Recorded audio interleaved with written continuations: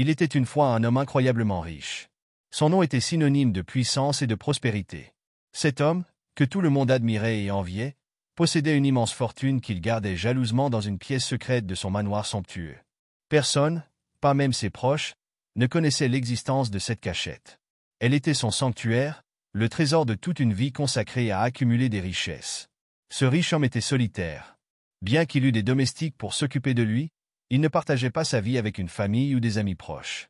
Il était obsédé par l'idée de protéger sa fortune, allant jusqu'à construire cette pièce secrète dans les entrailles de son manoir.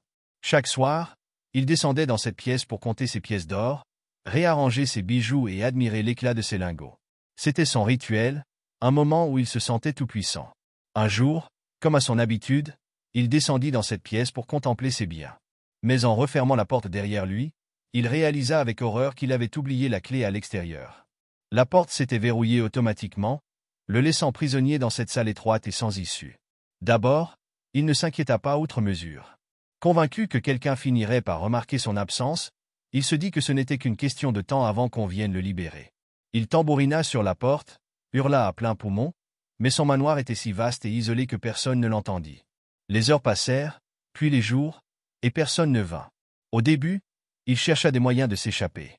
Il fouilla la pièce, examinant chaque centimètre des murs à la recherche d'une fissure ou d'un mécanisme caché, mais rien n'y fit. Les murs étaient en béton solide, construits pour être inviolables. Peu à peu, une réalité terrifiante s'imposa à lui, il était piégé. Les jours se transformèrent en semaines. La faim et la soif commencèrent à ronger son corps.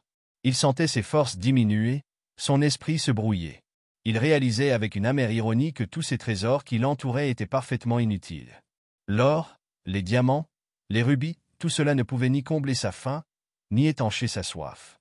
Il passa ses derniers jours dans un état de désolation absolue. L'homme qui avait toujours cru que l'argent pouvait tout acheter était confronté à une vérité brutale. Les choses les plus précieuses dans la vie ne peuvent pas être achetées. Avec les quelques forces qui lui restaient, il trouva une pierre pointue dans un coin et grava un message sur le mur. L'homme le plus riche du monde meurt de faim et de soif. Tout cet or ne peut me sauver. Ces mots, gravés avec douleur, étaient un écho de son ultime réalisation. Il portait le poids de ses regrets, de ses erreurs, et d'une vie passée à poursuivre une richesse matérielle au lieu de se concentrer sur les choses qui comptent vraiment: la famille, l'amitié et les joies simples de l'existence. Lorsque ses domestiques découvrirent enfin son corps, des semaines plus tard, ils furent frappés par ce dernier message.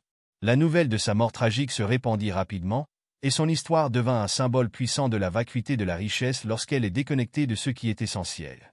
Son manoir fut vendu, et la pièce secrète transformée en un petit sanctuaire. Des visiteurs venaient lire son message gravé dans le mur, une épitaphe déchirante rappelant à tous une vérité universelle. La richesse matérielle ne peut jamais remplacer l'essence de la vie. Moralité.